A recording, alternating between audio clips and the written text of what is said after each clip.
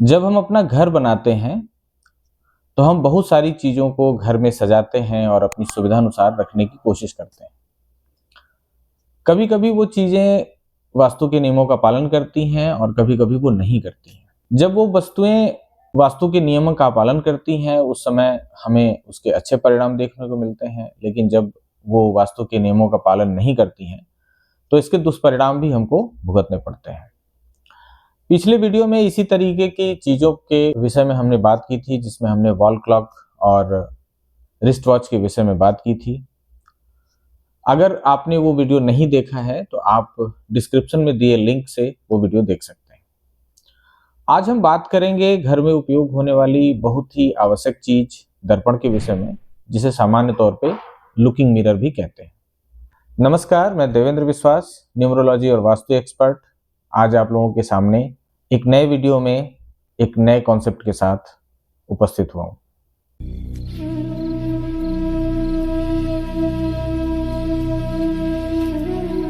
दर्पण के विषय में बात करने से पहले सबसे पहला पॉइंट जो हमें समझ लेना चाहिए कि दर्पण और शीशे में क्या अंतर है। सामान्य तौर पे अगर हम इंग्लिश में कहें तो चीजें स्पष्ट होंगी। लुकिंग मिरर और ग्लास।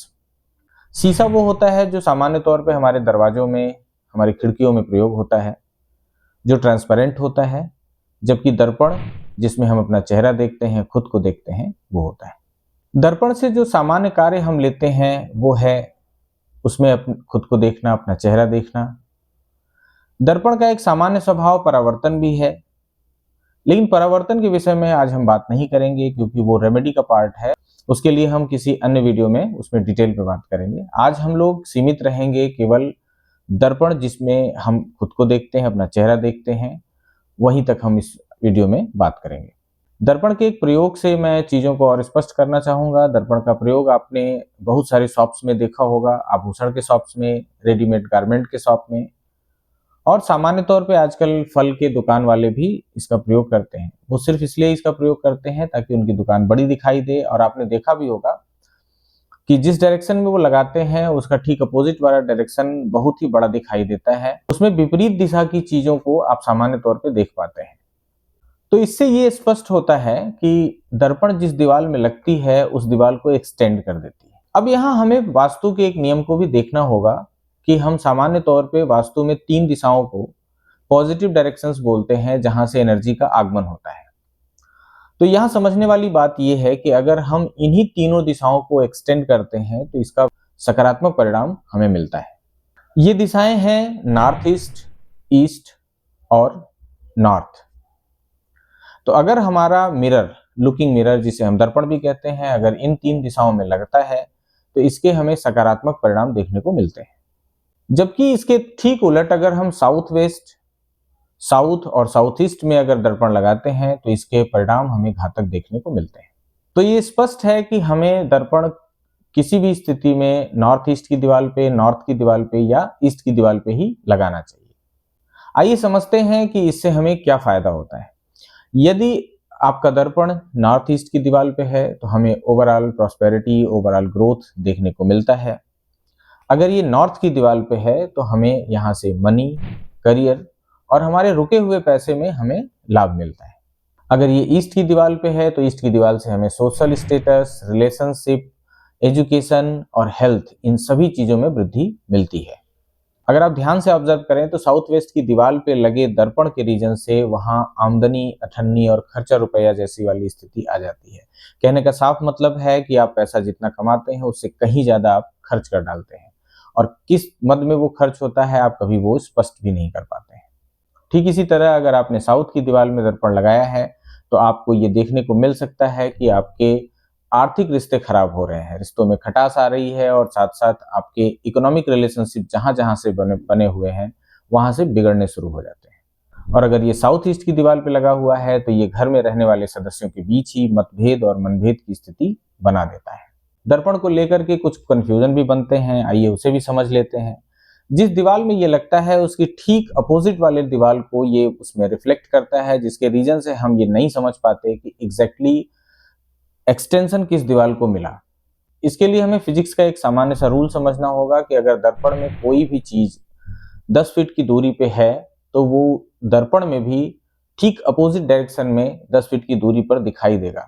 कहने का मतलब कि दर्पण लगी हुई वाली दीवार ही 10 फीट पीछे तक दिखाई दे रही है, ऐसा माना जाता है। तो आप इसमें कंफ्यूजन बिल्कुल ना हो, जिस दीवार में ये लगता है उसी दीवार को ये एक्सटेंड करता है, उसके अपोजिट दीवार को नहीं। इसे समझने के लिए आप इस तरीके से भी समझ सकते हैं कि जब हम कोई भी शुभ काम करने चलते हैं तो हम अपना मुख सामान्य तौर पे पूर्व की दिशा में, उत्तर की दिशा में या उत्तर पूर्व की दिशा में रखते हैं। तो अगर हम दर्पण में अपना चेहरा भी देखना चाहते हैं तो सामान्य तौर पे अगर हमारा मुख पूर्व की तरफ है, उत्तर की तरफ है या उत्तर पूर्व की तरफ है, तो इससे स्पष्ट हो जाता है कि फिर दर्पण हमारे उन्हीं दीवालों में होना चाहिए जो पूर्व में है, उत्तर पूर्व में है या फिर उत्तर में है। यहाँ एक विरोधाभास की तरफ आपका ध्यान ले जाना आवश्यक है, क्योंकि आजकल आमतौर पर अलमारियों में भी दर्पण लगे हुए मिलते हैं। अब अलमारी को बाहर की तरह देखा जाता है और बाहर की दिशा सामान्य तौर पे साउथ, साउथ वेस्ट या फिर साउथ ईस्ट होती है।